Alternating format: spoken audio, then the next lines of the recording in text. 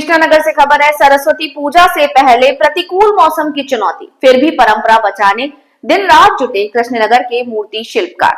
नदिया का कृष्णनगर हमेशा से देश विदेश में अपनी मूर्ति या मृग कला के लिए प्रसिद्ध रहा है। नदिया का कृष्णनगर हमेशा से देश विदेश में अपनी मूर्ति या मृग कला के लिए प्रसिद्ध रहा है। कृष्णनगर के घूर्णी इलाके के शिल्पकारों द्वारा बनाई गई मूर्तियां और पुतले राज्य की सीमाएं लांघकर देश के विभिन्न कोनों और विदेश तक पहुंच जाती हैं। सूक्ष्म कारीगरी, यथार्थ रूप और बेदाग रंगों के उपयोग से कृष्णनगर की मिट्टी की प्रतिमाएं अलग पहचान बना चुकी हैं। आगामी सरस्वती पूजा से शिल्पकार व्यस्त। आने वाले सरस्वती पूजा को लेकर कृष्णनगर के मृण शिल्पकार जोर शोर से जुट गए हैं। छोटे बड़े विभिन्न आकार की सरस्वती प्रतिमाएं तैयार करने में वे दिन रात एक कर रहे हैं। ये प्रतिमाएं न केवल नदिया या पश्चिम बंगाल तक सीमित रहेंगी, बल्कि अन्य राज्यों में भी भेजी जाएंगी, ये शिल्पकारों ने बताया। हालांकि इस साल प्रतिमा निर्माण में कुछ परेशानियों का सामना करना पड़ा। अत्यधिक ठंड के कारण प्रतिमाएं सूखने में देरी हो रही है, जिससे उत्पादन अपेक्षाकृत बहुत कम हुआ। कृष्णनगर रथ तला पालपाड़ा के शिल्पकार मनोज पाल ने बताया कि हर साल यहाँ मैं करीब 500 सरस्वती प्रतिमाएं बनाता था।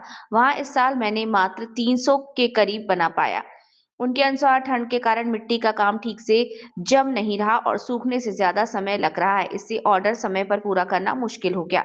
फिर भी मौसम अनुकूल होने पर अंतिम क्षणों में उत्पादन थोड़ा बढ़ाने की उम्मीद कर रहे हैं।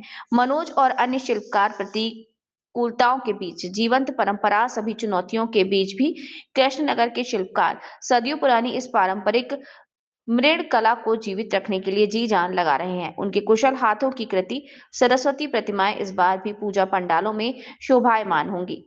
इसी आशा में वे दिन रात परिश्रम कर रहे हैं। जिला नदिया, पश्चिम बंगाल से पृथ्वीराज मित्र की रिपोर्ट। दिन धरे আপনি এই প্রতিমা বানাচ্ছেন? মোটামুটি 3 মাস জগৎ পুজোর পর থেকে আমাদের সরস্বতী ঠাকুরের কাজ শুরু হয়ে যায়। আচ্ছা, আর এই ছোট প্রতিমার কাজ কৃষ্ণনগরে মানে আপনি কি ছোটবেলা থেকে এই কাজ করেন? হ্যাঁ, আমি ছোটবেলা থেকে এই কাজই করি, ছোট বড় সব রকমই করি। কেননা সুগলপালের কাছে আমি নিজে কাজ করতাম, বহুদিন আমি ওখানেই কাজ করেছি। হ্যাঁ, শঙ্করপালের কাছেও কাজ করেছি বহুদিন। আচ্ছা, এই যে এই প্রতিমা কোথায় কোথায় যায়? এই প্রতিমা আমাদের সারা রাজ্যেই থাকে, মানে নদিয়ার মধ্যেও বহু জায়গায় থাকে। কলকাতায় কুমোরটুলিতে পাঠাই আমি, এমনকি এবছরে ব্যাঙ্গালোর গেল, হায়দ্রাবাদ গিয়েছে, চেন্নাই গিয়েছে, পন্ডিচেরি গিয়েছে, কলকাতায় থাকে। কিরকম দামের মধ্যে এখানে থাকে? ইউপি থাকে, লখনৌ থাকে, অযোধ্যায় থাকে, আগ্রায় যাচ্ছে ঠাকুর। কিরকম দামের মধ্যে যদি একটু বলেন। 300 টাকার থেকে শুরু হয়, 300, 350, 400, 500, 600, 800, 1000। এবার ঠাকুরের